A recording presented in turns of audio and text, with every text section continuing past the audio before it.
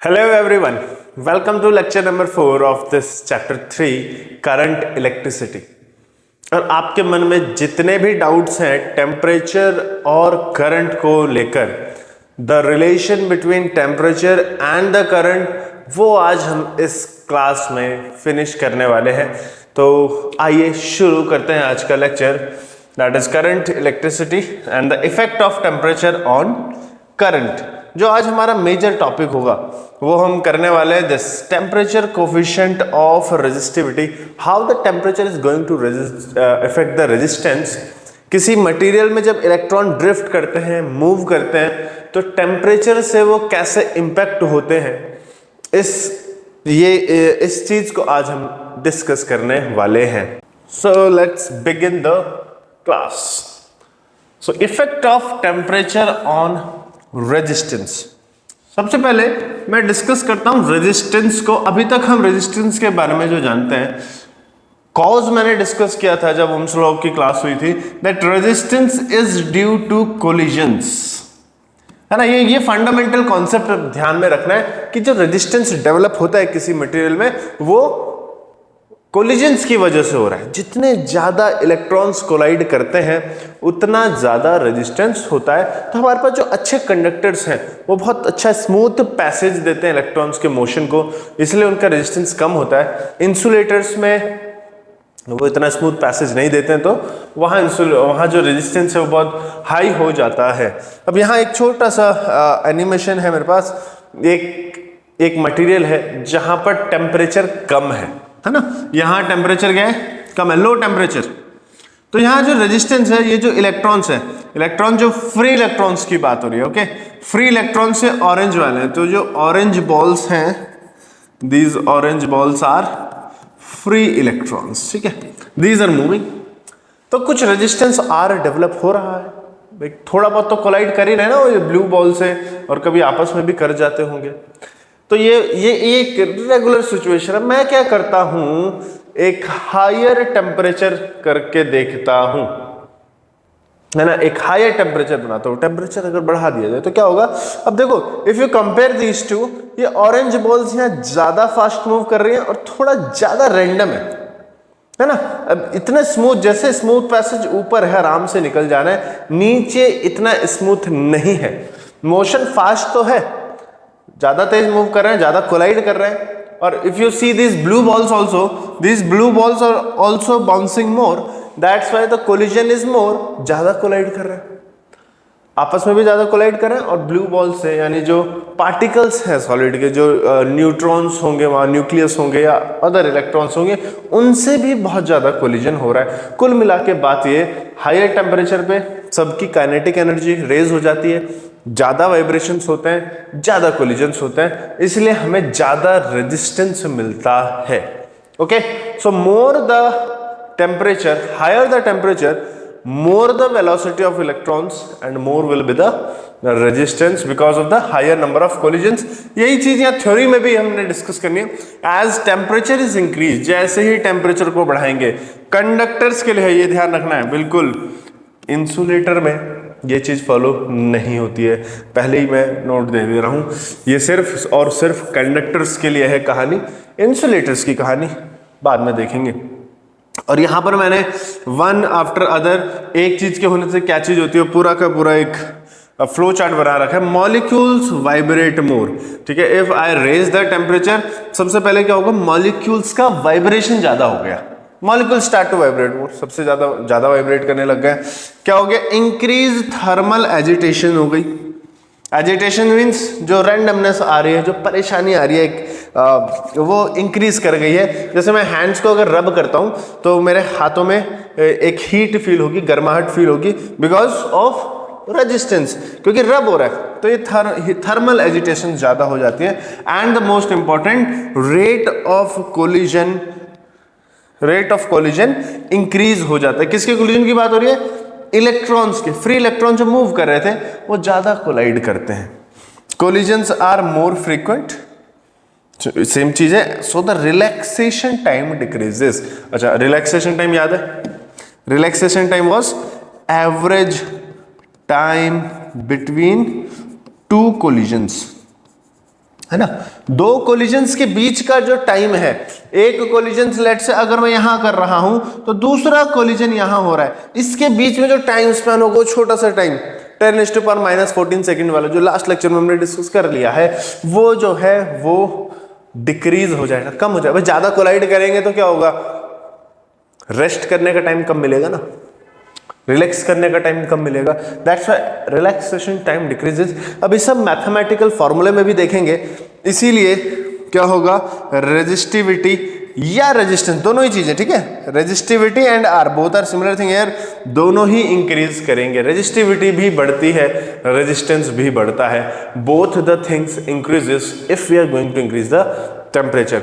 कुल मिला के जो मेन मेजर है यहाँ पर इशू वो है on increasing the temperature the kinetic energy of the electrons increases so they collide more, due to more collision resistance increases. इतना सा चीज आपको लिख के आना है एग्जाम्स में। अभी हम इससे क्वेश्चंस भी देखेंगे कैसे आने वाले हैं, कोई बहुत ज्यादा मुश्किल चीज नहीं है अगर एक बार समझ लो। Alright, moving to the next slide. अब देखता हूं टेम्परेचर और ड्रिफ्ट वेलोसिटी का। अभी मैंने रेजिस्टिविटी के साथ देखा है ना, रेजिस्टिविटी के साथ क्या हो रहा है, रेजिस्टिविटी तो बढ़ रही थी, अब ड्रिफ्ट वेलोसिटी देखते हैं। ड्रिफ्ट वेलोसिटी क्या है, तो देखो ये इन सब का हमको टर्म्स की डेफिनेशन याद होनी चाहिए पहले से ही, तभी मजा आएगा इसे करने में। Drift velocity is the average velocity, okay, average velocity with which electron और चार्ज मूव्स। अब अगर मैं यहां ध्यान दूं, अगर एनिमेशन को देखो तो ये लग तो रहे हैं ज्यादा फास्ट मूव कर रहे हैं, है ना, दीज आर मोर फास्ट, पर फास्ट हो जाने से क्या ये ज्यादा फास्ट, मतलब क्या ड्रिफ्ट वेलोसिटी भी ज्यादा बढ़ हो जाएगी? तो इसको डिस्कस करता हूं। अगर मैं एनिमेशन को देखूं तो ये लगभग सेम टाइम पे एंटर हो रहा है और सेम ही टाइम पर एग्जिट हो जा रहे हैं, लेकिन अब मैं मैथमेटिक्स पे देखूंगा तो वहां मुझे पता चलता है कि इनका जो एब्सोल्यूट वेलोसिटी है, मतलब दो कोलिजन के बीच में जो ट्रैवल करने की वेलोसिटी है वो तो इंक्रीज हो रही है, लेकिन because of the randomness is increasing वो वेलोसिटी एक पर्टिकुलर डायरेक्शन में नहीं हो पा रही। जो रिजल्टेंट वेलोसिटी है, जो फाइनली एवरेज आने वाली है, आगे जाने की वेलोसिटी है, वो डिक्रीज कर जाती है। इसको देखते हैं, समझने की कोशिश करते हैं। एज द टेम्परेचर इंक्रीजेस, जैसे ही टेम्परेचर बढ़ा, ठीक है, टेम्परेचर बढ़ा, क्या हो रहा है, मॉलिक्यूल वाइब्रेट मोर, ज्यादा वाइब्रेट कर रहे हैं, इंक्रीज थर्मल एजिटेशन हो गया, रेट ऑफ कोलिजन इंक्रीज हो गया, collision are more frequent, relaxation time decrease. ये बिल्कुल वही है जो पीछे से कॉपी कर दिया है ना, पीछे से कॉपी कर दिया। अब मेरे पास एक रिलेशन है, रिलेशन क्या है, drift velocity is E tau upon m. अब बताओ मुझे, क्या ई पे कोई फर्क पड़ेगा? चार्ज ऑन इलेक्ट्रॉन वो तो चेंज नहीं होगा टेम्परेचर बढ़ने से, मास ऑफ इलेक्ट्रॉन भी चेंज नहीं होगा टेम्परेचर बढ़ने से, इलेक्ट्रिक फील्ड भी चेंज नहीं होगी। इलेक्ट्रिक फील्ड तो भाई बैटरी से चेंज होती है ना, जो तुमने सोर्स लगा रखा है, सोर्स को बढ़ाओगे तब वो चेंज होगा। चेंज जो होने वाला है वो है सिर्फ दिस रिलैक्सेशन टाइम टॉ, और टॉ क्या है, टॉ डिक्रीज कर गया, टॉ फॉल कर गया, डिक्रीज कर गया, और मैं देख सकता हूं that drift velocity is directly proportional to tau. So if this relaxation time is decreasing, drift velocity will also decrease. Here I have taken help of this mathematical formula from the above equation. If tau decrease, drift velocity also decrease. यहां ये समझ लो, इनका जो apparent motion है वो लग रहा है फास्ट है, वो है भी फास्ट है, they are vibrating more, but जो आगे जाना है ना, आगे जाने वाला मोशन है वो अभी इतना नहीं बढ़ा, वो डिक्रीज कर गया है। दैट्स वाई यहाँ ड्रिफ्ट वेलोसिटी फॉल कर गई है। और अगर मैं ओवरऑल देखूं, है ना, ओवरऑल अगर मैं देखूं, एक वायर है, अगर टेम्परेचर कम होता है ना, जब टेम्परेचर कम होता है तो रेजिस्टेंस कम होता है, ज्यादा करंट जाता है। Here I can say more current is there, okay, here I can say more current is here, here I can say less current is here. Less current क्यों हो गया? क्योंकि रेजिस्टेंस ज्यादा है ना, higher temperature means higher resistance, therefore less current, current कम जाएगा क्योंकि रेजिस्टेंस बढ़ गया। रेजिस्टेंस बढ़ने से हमारा करंट कम हो जाता है। मुझे ये यहां समझ में आ रहा है। एक मैंने ये देख लिया, तो दो चीजें हो गई, एक टेम्परेचर बढ़ाएंगे तो रेजिस्टेंस और रेजिस्टिविटी दोनों ही क्या करेंगे, इंक्रीज करेंगे। कंडक्टर के लिए बात हुई। अच्छा, ड्रिफ्ट वेलोसिटी क्या होगी, इट विल डिक्रीज, ये कम हो जाएगी, डिक्रीज करेगी। फॉर्मूले याद रखने हैं, ध्यान रखने हैं। तीसरा मैं चलता हूं टेम्परेचर कोफिशिएंट ऑफ रेजिस्टिविटी पे। अब मेजर कैसे करेंगे कि कितना इंक्रीज डिक्रीज तो समझ आ गया, मैंने टेम्परेचर बढ़ाया, रेजिस्टेंस बढ़ गया, कितना इंक्रीज हुआ ना। एक जो मैथमेटिकल वैल्यू है, भाई मैंने 100 डिग्री सेल्सियस बढ़ा दिया तो बताओ रेजिस्टेंस कितना बढ़ गया। एक आइस है मेरे पास, आइस से मैंने उसको स्टीम बना दिया, 0 डिग्री सेल्सियस से 100 डिग्री सेल्सियस पे पहुंचा दिया, तो बताओ कितना रेजिस्टेंस बढ़ गया। तो ये जो मैथमेटिक्स है, ये मैथमेटिक्स निकालने के लिए हमारे पास एक क्वांटिटी है जिसे हम कहते हैं temperature coefficient of resistivity. And from here कुछ चीजें हैं, जरा पहले डिफाइन कर लेते हैं ना। Let's define it. For small range of temperature increase, increase को मैं चेंज भी लिख सकता हूं, ठीक है, ये इंक्रीज स्पेसिफिक नहीं है, इंक्रीज डिक्रीज दोनों पे काम करेगा। For small range of temperature change you can say resistivity of metallic conductors increases linearly with the temperature as, and here is the equation rho T, that means resistivity at any time T is equals to rho naught, means temperature at या resistivity at 0 degree, 1 plus alpha, alpha is my temperature coefficient of resistivity, delta T is the change in temperature। ठीक है, दोबारा सुनो। Resistivity at temperature T is equivalent to resistance at resistivity at temperature 0, 1 plus alpha, alpha is my temperature coefficient of resistivity, delta T is change in time। आया कहाँ से, लंबा process है, नहीं जाना उस पर, कहाँ से कोई क्वेश्चन नहीं आ रहा है, किसी और लेक्चर में डिटेल में डिस्कस करूंगा। फिलहाल यहाँ इस इक्वेशन को याद कर लो, just remember it.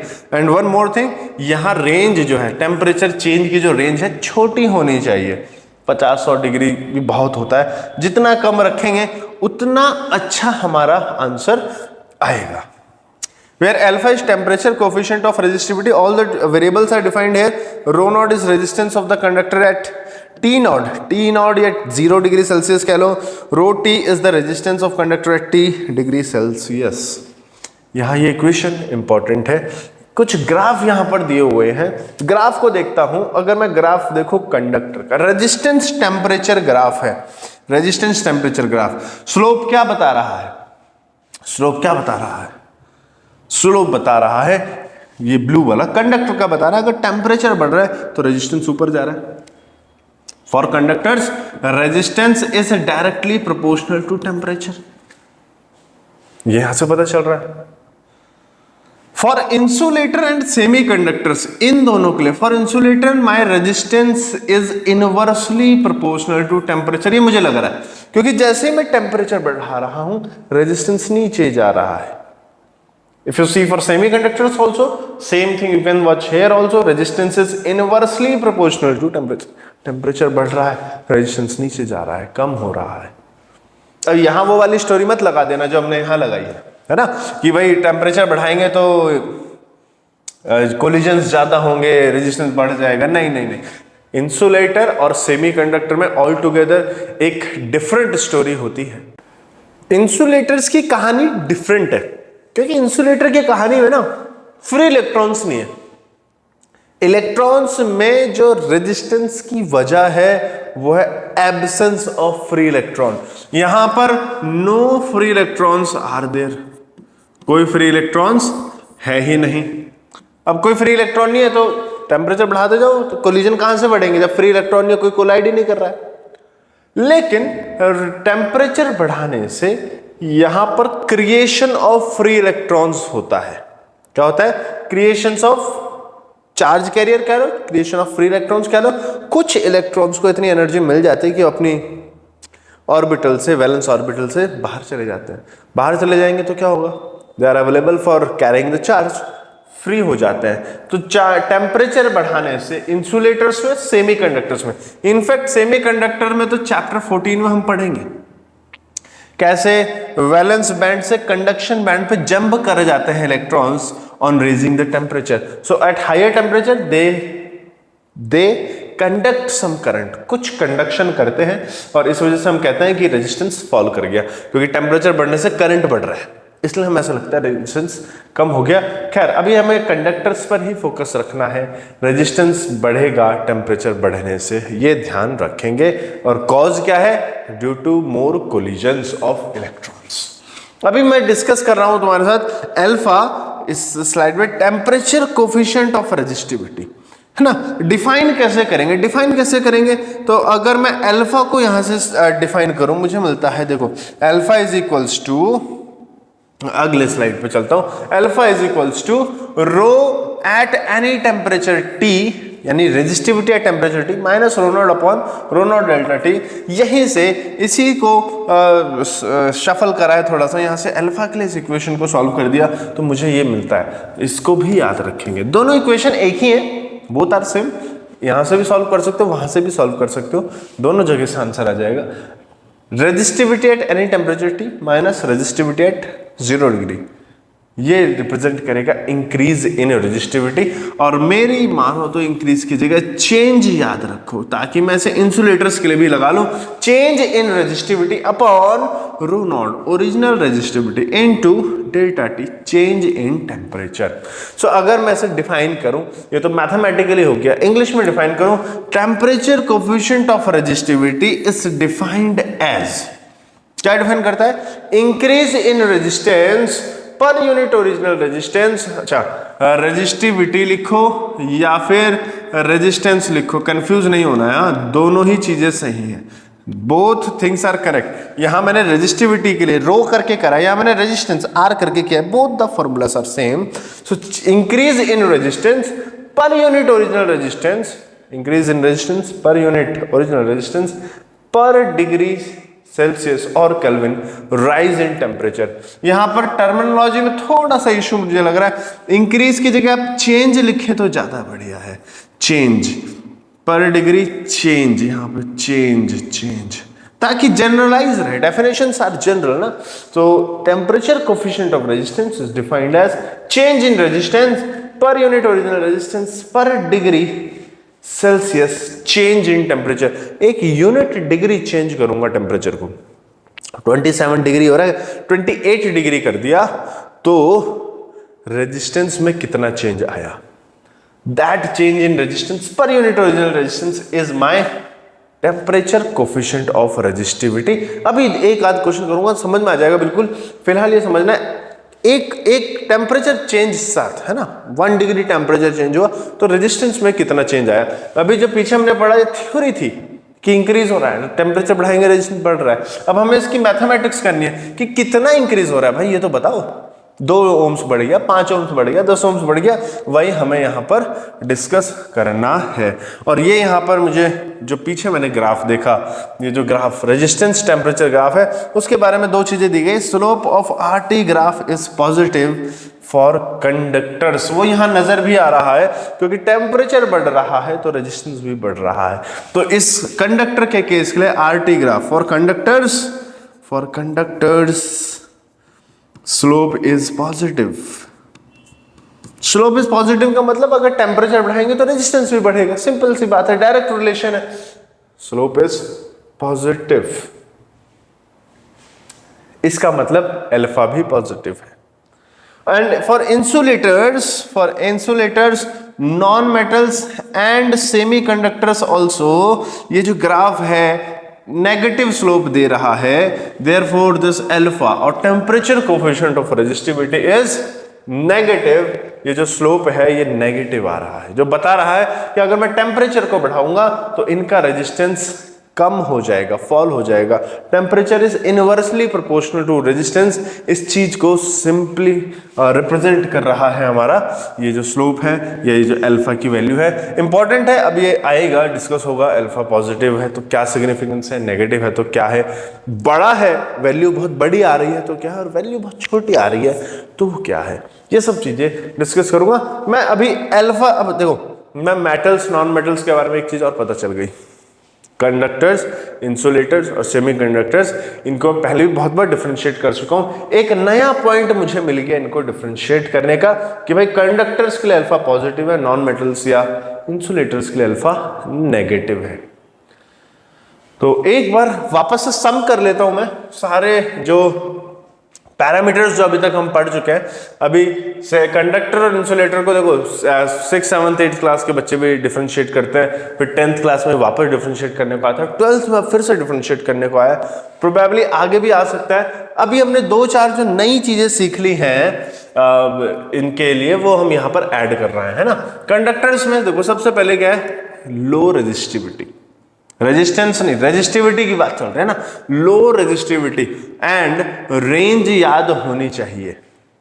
They ask the range, बहुत कॉमन क्वेश्चन है एग्जाम में, एक रेजिस्टिविटी गिवन मिलेगी और पूछेंगे is it a conductor, is it a good conductor, is it a insulator and so on. तो यहां मुझे रेंज याद होनी चाहिए।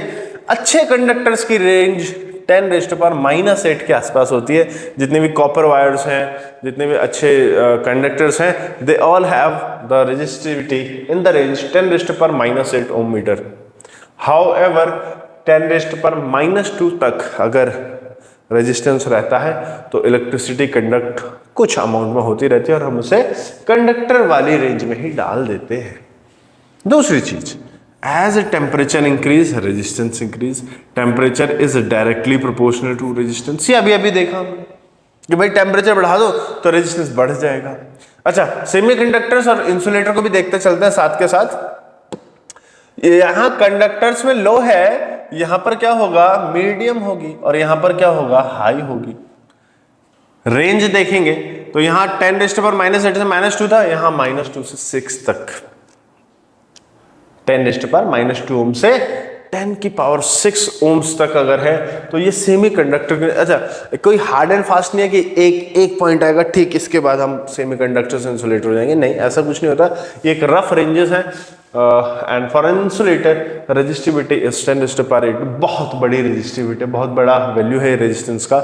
इतने रेजिस्टेंस पे करंट फ्लो कराना ऑलमोस्ट इम्पॉसिबल होता है, तो हमें ऑलमोस्ट इनफाइनाइट वोल्टेज लगाना पड़ता है अगर यहाँ पर हमें करंट मूव कराना है। बहुत हाई वोल्टेज जिसकी जरूरत पड़ती है, बहुत हाई वोल्टेज का मतलब बहुत ज़्यादा एफर्ट्स लगाने पड़ते हैं वहाँ से करंट को पास कराने के लिए। जैसे स्मूथ रोड होती हैं, स्मूथ रोड्स पे ट्रैफिक एकदम बढ़िया फ्लो करता है। अभी कोई जंगल वंगल आ गया, पहाड़ी वाड़ी आ गई, वहाँ पर गाड़ियों को चलाने के लिए क्या है, फिर डर्ट रोड्स, वहाँ पर बहुत मुश्किल होती है, रेजिस्टेंस बहुत ज़्यादा है ना, गाड़ी आगे जा नहीं पा रही है, परमिट ही नहीं कर रहा है वो ट्रैक गाड़ी को आगे जाने के लिए। तो हम कहेंगे क्या है, इस रोड का रेजिस्टेंस बहुत हाई है, ये ट्रैफिक को आगे नहीं जाने दे रहा है। ऐसे इंसुलेटर में होता है ना, वो फ्री इलेक्ट्रॉन्स जो भी हैं थोड़े बहुत, उनको आगे नहीं जाने देता, तो हम इसे कहते हैं हाई रेजिस्टिविटी। कंडक्टर्स में temperature is directly proportional to resistance, बढ़ाओगे तो रेजिस्टेंस बढ़ेगा, ये हमने जस्ट अभी देखा। यहाँ पर ये डिक्रीज करेगा और यहाँ पर भी ये डिक्रीज करेगा। कहानी याद रखनी है, कॉज याद रखना है ना। कॉज क्या था यहाँ पर, ड्यू टू मोर कोलिजन्स, ज्यादा कोलिजन्स की वजह से। और यहाँ पर क्या है, due to more charge carriers. टेम्परेचर बढ़ाने से चार्ज कैरियर्स ज्यादा आ गए, टेम्परेचर इंक्रीज तो रेजिस्टेंस क्यों डिक्रीज कर गया, क्योंकि चार्ज कैरियर ज्यादा आ गए। More current due to more charge carrier, जो आई है करंट है वो इंक्रीज कर गया, दोनों के लिए सेम रीजन है, करंट इंक्रीज कर गया। करंट इंक्रीज हो गया तो रेजिस्टेंस डिक्रीज हो गया, सिंपल। अगले पे चलता हूं। एज टेम्परेचर इंक्रीजेज, ड्रिफ्ट नहीं सिर्फ speed of the electron increase, speed बढ़ रही थी, वो भी देखा हमने यहाँ एनिमेशन में कि जब टेम्परेचर बढ़ा दिया, हायर टेम्परेचर पे जो ऑरेंज बॉल्स हैं, जो इलेक्ट्रॉन्स हैं, दीज आर मूविंग फास्ट, ज्यादा फास्ट मूव करेंगे तो क्या होगा, ज्यादा कोलिजन्स होंगे, इसीलिए रेजिस्टेंस राइज कर गया। ये जो ऊपर मैंने कहानी लिखी है उसी को मैंने डिस्कस किया है। Speed of electron increase due to increase in kinetic energy, therefore resistance increases. यहां आ जाओ, यहां पर कहानी उल्टी है, due to rise in temperature conductivity increase. Resistivity के साथ कोई छेड़ा नहीं रहे, कंडक्टिविटी बढ़ गई है। क्यों बढ़ गई है, due to creation of more free electrons और due to more charge carriers. इसीलिए हमारा जो करंट है वो बढ़ गया, करंट बढ़ गया तो ऐसा लग रहा है रेजिस्टेंस डिक्रीज कर गया, एक ही बात है। टेम्परेचर कोफिशिएंट ऑफ रेजिस्टेंस यानी जो अल्फा है वो पॉजिटिव आ रहा है, अल्फा का फॉर्मूला है मेरे पास, alpha is R T minus R not upon R not delta T, जो रिप्रेजेंट करता है कि अगर डेल्टा टी पॉजिटिव है तो ये जो वैल्यू है ये भी तो पॉजिटिव होगी अगर रेजिस्टेंस बढ़ रहा है। ये लोअर टेम्परेचर है, ये हायर टेम्परेचर है ना, 0 डिग्री पे, और ये 50 डिग्री 100 डिग्री 200 डिग्री जितने पे भी तुम चाहो, अगर रेजिस्टेंस बढ़ रहा है तो ये ऊपर वाला जो न्यूमरेटर है ये भी पॉजिटिव आएगा, डिनोमिनेटर तो पॉजिटिव है ही, तो हमारा अल्फा पॉजिटिव आ जाएगा कंडक्टर्स के लिए। यहां पर एक एग्जांपल के लिए तुम्हें दिया हुआ है कॉपर की value which is equal to रफली 0.004 सेल्सियस इनवर्स। क्या मतलब, 1 डिग्री अगर टेम्परेचर राइज करता हूं, 1 डिग्री, जस्ट 1 डिग्री, तो रफली 0.004 ohms per unit original resistance का चेंज आने वाला है, इंक्रीमेंट आने वाला है किसमें, रेजिस्टेंस में। ये यहां से मुझे पता चलता है। सेमी कंडक्टर्स के लिए अल्फा नेगेटिव है और यहां पर इंसुलेटर्स के लिए भी अल्फा मेरा नेगेटिव आता है, क्योंकि टेम्परेचर बढ़ेगा, अगर मैं नीचे पॉजिटिव रखता हूं तो आर टी फॉल कर जाएगा, तो जो न्यूमरेटर है वो नेगेटिव हो गया, तो जो अल्फा है वो भी नेगेटिव हो जाता है। दैट्स व्हाई ये एक डिफरेंस था। 2-4 पॉइंट जो हमने नए सीखे इस चैप्टर में वो मैंने यहाँ इंक्लूड किए हैं। आगे देखते हैं जरा, एक आध क्वेश्चन बनाते हैं अल्टीमेटली, क्योंकि क्वेश्चंस आने हैं, टॉपिक से क्या आना है, क्वेश्चन आना है। डेफिनेशन याद रखो, टेम्परेचर कोफिशिएंट ऑफ रेजिस्टिविटी की, अल्फा की डेफिनेशन याद रखनी, it's the change in resistance per unit original resistance per degree rising temperature. और क्वेश्चन याद रखने, here is my question number 1, cylindrical copper rod of resistance R.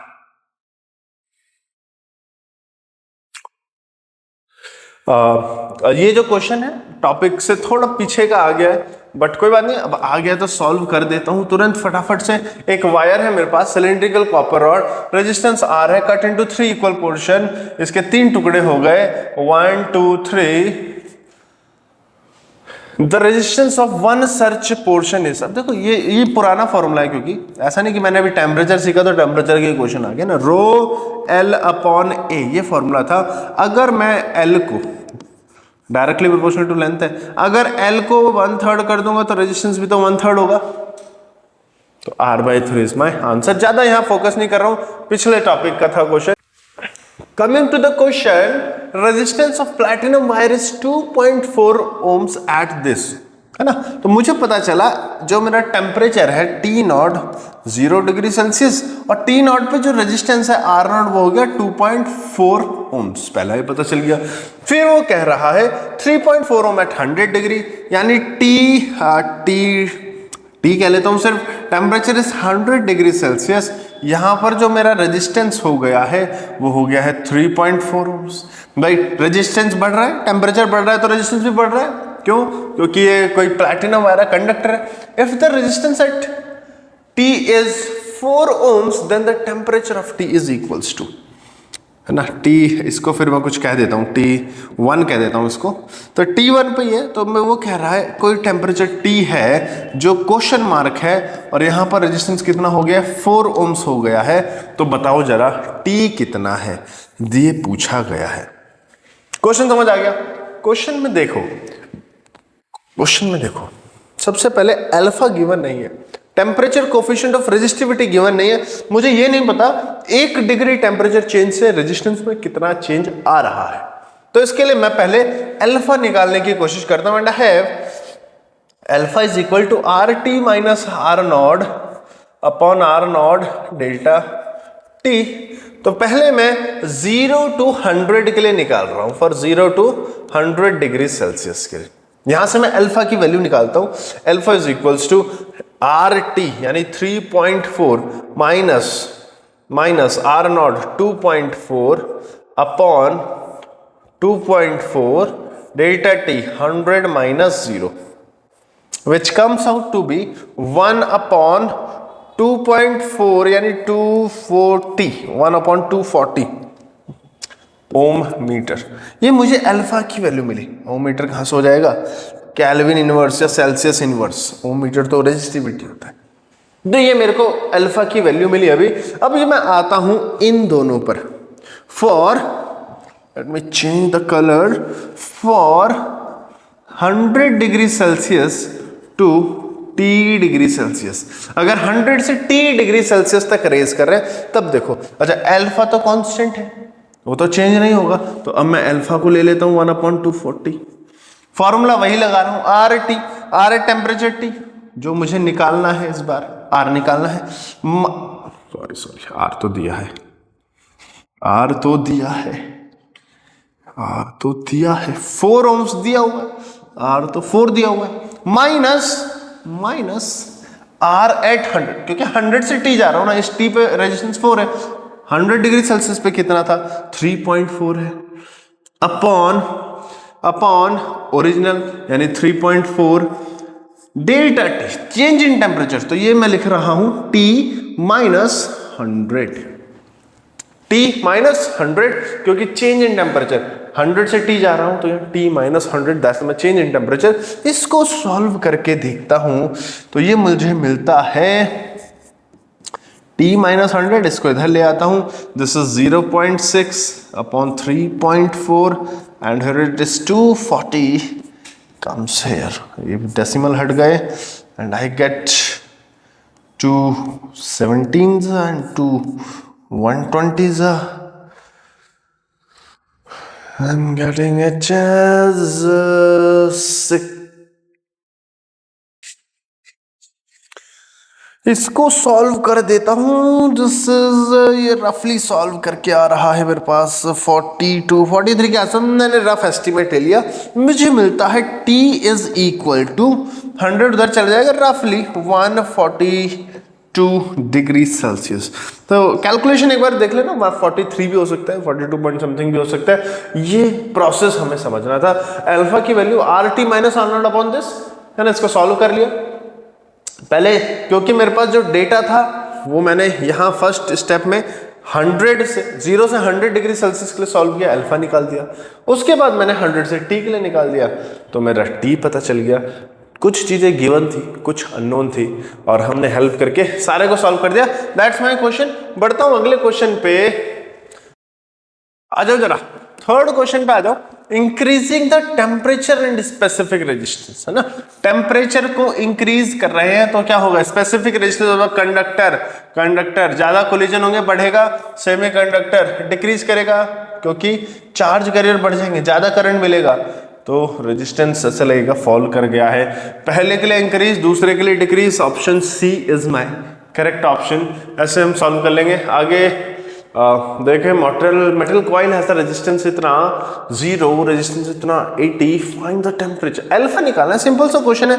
Alpha का formula लिख लेंगे, R T minus R not upon R not delta T, और क्योंकि सब value direct ही गिवन है, डायरेक्ट लगा रहा हूं temperature, resistance at temperature, higher temperature पे 16.4 गिवन है, कहां पर 80 डिग्री पर, ठीक है, 10 degree given at 0, minus 10 ohms है ना, minus 10 ohm upon original 10 ohms delta T 80 minus 0 विच गिव्स मी 6.4 अपॉन 10 इंटू 80 विच गिव्स मी, अगर मैं यहां से एक पॉइंट हटाऊं तो यहां पर एक 0 लगेगा, 8 into 10 raised power minus 3 Celsius inverse, that's my alpha, और temperature coefficient of resistivity for this metal. ऐसे ही यहाँ सॉल्व करेंगे तो मेरा ऑप्शन नंबर 3 यहाँ करेक्ट हो जाता है ना। एक और करके देखते हैं, metal wire has a resistance इतना 20, find the temperature at which resistance of the same metal rises to 150 ohm where temperature coefficient, सब चीज गिवन है। अगेन फॉर्मूला लगाएंगे, alpha is equal to R T minus R not upon R not delta T, formula वही है, और बार बार लिखेंगे इसको, जितना ज्यादा लिखोगे उतना ज्यादा जल्दी याद होगा। अल्फा की वैल्यू मुझे गिवन है। अच्छा, जब ऐसा कुछ होता है ना तो वीडियो को थोड़ी देर के लिए पॉज कर लिया करो, पॉज करने के बाद एक बार खुद से अटेम्प्ट करना है पहले, है ना, खुद से अटेम्प्ट करना है कि देखो मुझे आ भी रहा है नहीं आ रहा है, क्योंकि टॉपिक हो चुका है, और उसके बाद चेक करो कि how the sir has done it. तो अल्फा मुझे गिवन हो गया, resistance at temperature T, the temperature eight become 150, ये 150 हो गया। आर नॉट कितना दिया है, टेम्परेचर एट 0 0 तो है नहीं, 20 है तो ये 120 ले लिया अपॉन 120 ले लिया अपॉन t माइनस 20 ले लिया। अच्छा यहां तुम्हें समझ नहीं आ रहा होगा क्योंकि यहां 0 नहीं है, तो पहले इसको ऐसे लिख लिया करो, टेम्परेचर T0, टेम्परेचर T1 और R0, T0 पे कितना रेजिस्टेंस है और T1 पे कितना रेजिस्टेंस है, इसको पहले यहाँ लिख लिया करो, उसके बाद स्टार्ट कर लिया करो, है ना। तो T0 मुझे 20 डिग्री गिवन है, 20 डिग्री सेल्सियस पे मेरा रेजिस्टेंस 120 है। T1 कितना है निकालना है, रेजिस्टेंस कितना गिवन है 150 ओम्स गिवन है। बस ये वैल्यूज को मैं यहाँ रखा लेता हूँ, ठीक है। T1 की जो को मैंने सिर्फ RT लिया है तो T ले लो, कोई दिक्कत नहीं। यहां वैल्यूज लगा दी, पुट कर दिया, सॉल्व करेंगे इसको। It is 30 upon 120 t minus 20 and here it is 0 0 20, here it is 2 into 10 raised to power minus 4. If I solve it I get 4, cross multiply कर सकते हैं, क्या कर सकते हैं, थोड़ा सा सॉल्व करेंगे, मुझे मिलता है t minus 20 equivalent to 1 upon 8 into 10 raised to power minus 4। इसको मैं ऊपर भेज दूं तो मुझे मिलेगा 1000 upon 8 plus 20। Am I correct? Am I correct? So 8 ones are 8, 20, 8 2 is 16, 40, 8 5 is 40 plus 20. So 1270. 1270 degrees Celsius. That's my answer. Here it is. Okay. कुछ questions last वाले टॉपिक से भी ले रहा हूं जहां रेजिस्टेंस मेरा टॉपिक था। I think it's question number 5 here, जहां मैंने क्या किया, एक वायर ली, वायर को मैंने स्ट्रेच किया, खींचा। जब वायर को खींचते हैं ना, देखो एक चीज होती है, लेंथ तो बढ़ती है, खींच रहा हूं, स्ट्रेच करो, length is increasing, but simultaneously area decrease होता है, वायर पतली होती चली जाती है। ये मुझे यहां देखना है कि अगर मैं लेंथ को 2L कर दूं, if new length is twice the original, stretch till its length become 2L, new length L dash is equals 2L। तो जो न्यू एरिया होगा वो कितना हो जाएगा, area of cross section A dash will be A/2। ये ध्यान रखना, जितना तुम लेंथ को बढ़ाओगे उतना एरिया को कम कर दो, बहुत सिंपल है। जितना लेंथ बढ़ा उतना ही एरिया कम कर दो, क्योंकि LA equals to L dash A dash, initial volume final volume same रहता है। तो जितना टाइम्स तुम्हारा L डैश इंक्रीज होगा उतना ही टाइम्स A डैश को डिक्रीज होना पड़ेगा, सो दैट ये सेम रहे। इनिशियल वॉल्यूम, ये मेरा वॉल्यूम इनिशियल है, ये मेरा वॉल्यूम फाइनल है, ये कॉन्सेप्ट है जो यूज होता है ना। तो अच्छा, रेजिस्टेंस का फॉर्मूला रो L अपॉन ये रेजिस्टेंस जो मुझे बताया कि R ही है, ये इनिशियल था, इनिशियल, और फाइनल कितना हो गया है, फाइनल हो गया लेट से R डैश, जिसको मैं लिखूंगा रो L dash upon A dash, ये नया रेजिस्टेंस है। तो अब L डैश A डैश की वैल्यू जो ऊपर आई है वो यहां सब्स्टिट्यूट कर दो, तो R डैश मुझे मिलेगा रो L डैश की जगह 2L, A डैश की जगह A/2, तो मुझे मिला R dash equals to 4 times rho L upon A, which gives me R dash equals to 4 times R, क्योंकि ये वैल्यू क्या है, R ही तो है, इनिशियल वैल्यू।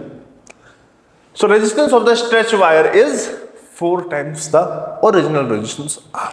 ऐसे क्वेश्चंस करने बहुत इंपॉर्टेंट है, आते हैं ऐसे क्वेश्चंस, ठीक है।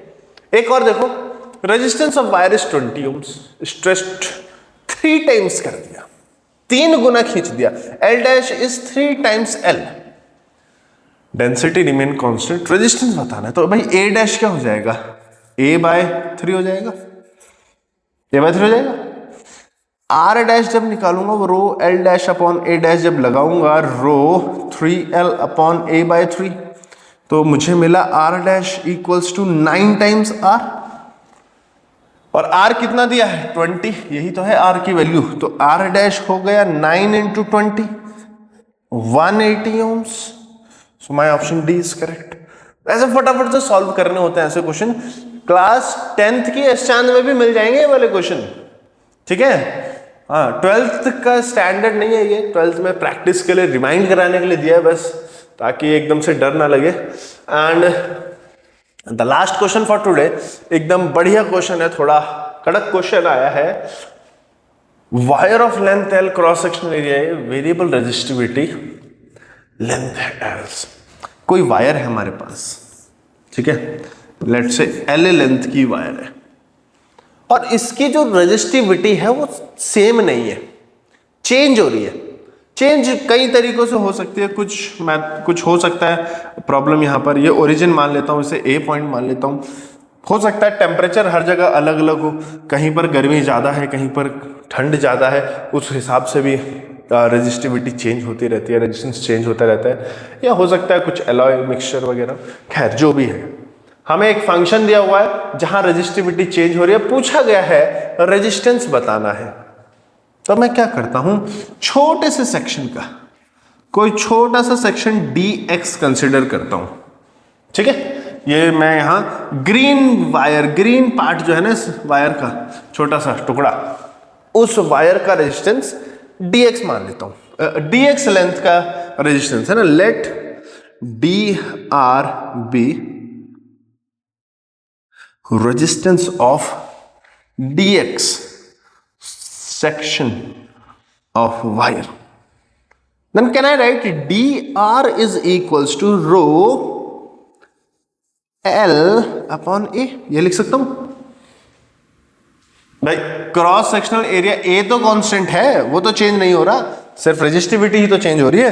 तो rho L upon a formula होता है, लेंथ मैंने पूरी अभी ली नहीं है, मैं सिर्फ छोटे से सेक्शन की बात कर रहा हूं, तो dx अपॉन ए। अब अगर मुझे टोटल रेजिस्टेंस चाहिए, पूरी वायर का रेजिस्टेंस चाहिए, तो क्या करो, इंटीग्रेशन कर लो इस dr का, इंटीग्रेशन कर लो, रो dx अपॉन ए तो कांस्टेंट है, बाहर आ जाएगा, लेकिन ये रो तो वेरिएबल है, रो की वैल्यू लगा लूंगा, फंक्शन लगा दूंगा। dx के टर्म्स में डिफरेंशिएशन हो रहा है, 0 से लेके l तक डिफरेंशिएट करना पड़ेगा, क्योंकि इनिशियली ये 0 है एंड फाइनली ये l लेंथ है। तो जरा करते हैं, देखें जरा क्या बनता है। डिफरेंशिएट किया, सॉरी इंटीग्रेट किया, तो 1 अपॉन ए बाहर आ गया, इंटीग्रेशन रो की वैल्यू लगा दो, rho naught 1 plus x upon L dx, ठीक है, लिमिट है 0 से l। Rho naught being a constant come out, a being a constant already out. यहां मुझे मिलता है देखो 1 dx का इंटीग्रेशन सिर्फ x होगा, x अपॉन एल dx, इसका इंटीग्रेशन x स्क्वायर अपॉन 2 होगा, 2l। Limits as it is, integration हो गया, बस लिमिट्स बचती हैं, लिमिट्स लगाएंगे, limits upper limit l, lower limit 0, limit लगाएंगे तो मुझे मिलता है r equals to rho naught upon A, बाहर आराम से बैठे ने, कोई नहीं छेड़ रहा है, यहां अंदर आता है l माइनस 0, तो l ही रहेगा, है ना, और प्लस यहां पर अगर मैं देखूं l स्क्वायर अपॉन 2l, तो l square upon 2l minus 0, ये हो गया मेरे पास, लिमिट लगा दी। तो मुझे रेजिस्टेंस देखो क्या मिलता है, सिंप्लीफाई कर देता हूं, rho naught upon A, here I have l plus l by 2, am I correct? So this is 3l by 2, तो resistance is 3l by 2 and here it is rho naught upon A as it is. Which one is matching, जरा देखो, this one, 3 times rho naught, this is matching, ठीक है। तो ये ध्यान रखना है कैसे सॉल्व किया, थोड़ा सा जेई लेवल हो गया लास्ट में जाते जाते, कोई बात नहीं। दैट्स इट फॉर टुडेज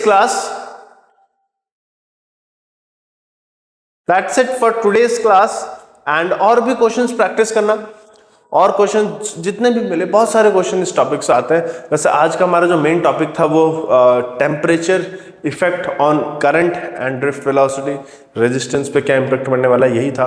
उस पर हमने बेस 2-3-4 न्यूमेरिकल्स करे।